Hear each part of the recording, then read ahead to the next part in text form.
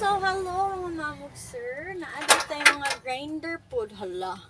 Mga Japanese mga grinder mamog sir sa mga nangita og Japan made nga mga tools na ata mamog sir. 100 volts lang siya. So, maggamit ka og transformer. Ang kanindot lang sa Japan nga mga items kay in very good condition siya. Plus, dugay siya maguba. Kay, hindot siya og quality. Gani-gani siya kay iyang brand kay makita man guro. Toshiba. Toshiba iyang brand. So kana may mga nindot jud nga Japanese brand. Yes, kani pwede ram ni ilisan og mga kanang sipangan ani disc pwede pang grinding, pwede pang cutting.